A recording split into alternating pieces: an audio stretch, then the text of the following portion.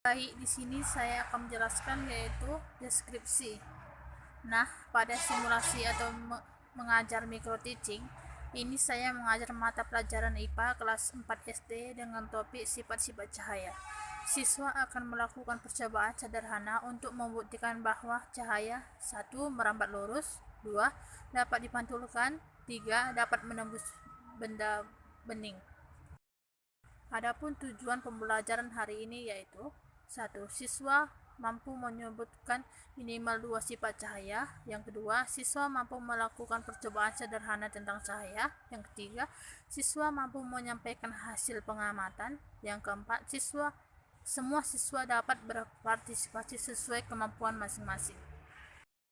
Adapun langkah-langkah pembelajarannya yaitu 1. Pendahuluan sebanyak 10 menit, yaitu menyapa siswa, apresiasi menggunakan gambar lampu dan bayangan. Yang ketiga,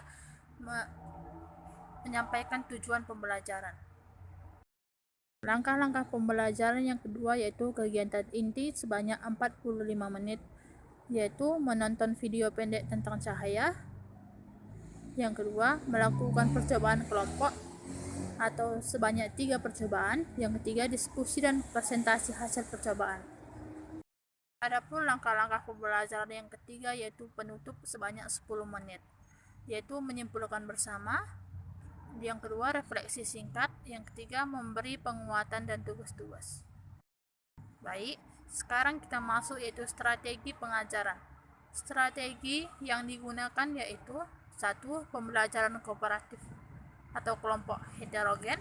Yang kedua, pembelajaran berbasis eksperimen. Yang ketiga, strategi universal design for learning atau UDL. Yang keempat, media visual dan demonstrasi langsung. Sekarang kita masuk yaitu media pembelajaran. Media yang digunakan yaitu senter, karton berlubang, cermin, gelas bening dan air, gambar video pendek, dan lembar kerja adaptif. Sekarang kita masuk yaitu adaptasi dan modifikasi untuk kebutuhan khusus. Untuk siswa dengan gangguan pendengaran yaitu 1. Instruksi tertulis dan visual. Yang kedua, video dengan teks. Untuk siswa low vision yaitu 1. Alat berukuran besar dan kontras tinggi. Yang kedua, instruksi dibacakan jelas. Untuk siswa gangguan motorik yaitu 1. Diperbolehkan dibantu teman sebaya. Yang kedua, fokus pada pengamatan bukan memegang alat. Untuk siswa dengan hambatan intelektual yaitu 1. Instruksi langkah kecil. Yang kedua, pengulangan dan contoh konkret. Untuk siswa ADHD yaitu 1. Kegiatan bergerak dan tugas singkat. Yang kedua, pengingat verbal tingkat dan fokus. Sekarang kita masuk yaitu metode evaluasi. Evaluasi dilakukan dengan yaitu 1. Observasi aktivitas siswa. Yang kedua, hasil eksperimen. Yang ketiga, presentasi kelompok. Yang keempat, penilaian alternatif siswa seperti gambar atau rekaman suara bagi siswa yang kesulitan menulis. Sekarang kita masuk yaitu persiapan kelas. Tahap pertama, saya menyiapkan kelas. 1. Meja ditata dalam kelompok campuran. Yang kedua, media praktikum ditempatkan di setiap kelompok.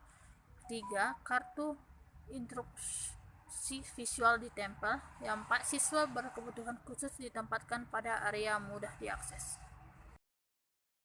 Kegiatan inti sebanyak 45 menit, yaitu menonton video pendek tentang cahaya. Yang kedua, melakukan percobaan kelompok sebanyak 3 kali percobaan. Yang ketiga, diskusi dan presentasi hasil percobaan. Sekarang kita masuk ke dalam penutup.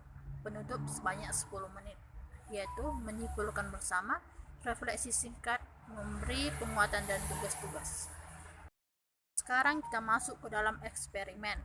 Percobaan 1. Cahaya merambat lurus. Sekarang kelompok 1-3 ambil senter dan karton berlubang. Arahkan senternya ke lubang. Apa yang terjadi? Cahaya hanya terlihat jika lubangnya sejajar, artinya cahaya merambat lurus.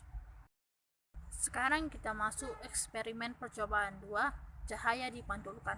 Gunakan cermin kecil, arahkan senter ke cermin, cahaya memantul. Ini menunjukkan sifat refleksi cahaya. Sekarang eksperimen percobaan ketiga, cahaya menembus benda bening. Ayo, ambil gelas bening, cahaya tetap melewati air, berarti benda bening dapat ditembus cahaya. Sekarang kita masuk ke presentasi singkat.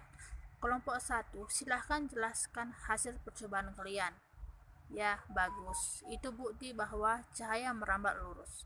Dalam kegiatan hari ini, kita tahu bahwa cahaya merambat lurus, memantul, dan menembus benda bening.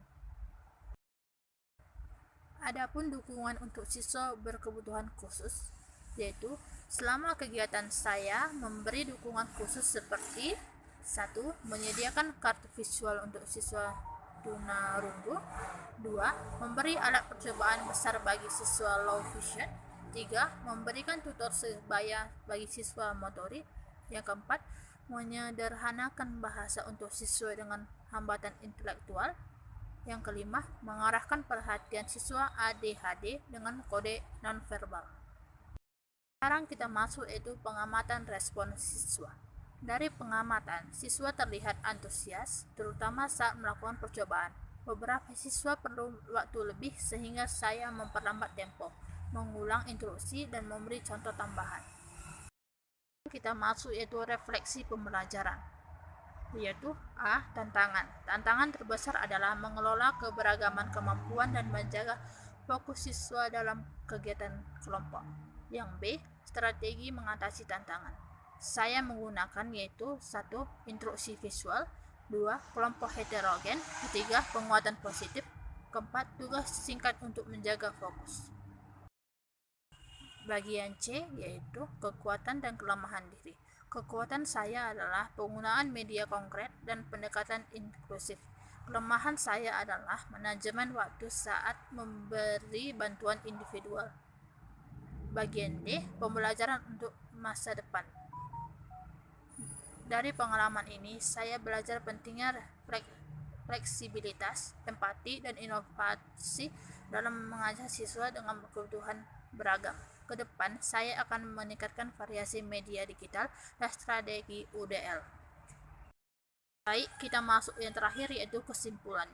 Pembelajaran di kelas inklusif memerlukan perancangan yang matang, strategi yang fleksibel, serta adaptasi yang sesuai dengan kebutuhan setiap siswa. Melalui penggunaan media konkret, pendekatan kooperatif, dan dukungan tambahan bagi siswa kebutuhan khusus, proses belajar dapat berlangsung lebih adil dan efektif. Pengalaman micro-teaching ini menegaskan bahwa guru harus mampu menciptakan lingkungan belajar yang ramah, responsif, dan memberikan kesempatan yang sama bagi semua siswa.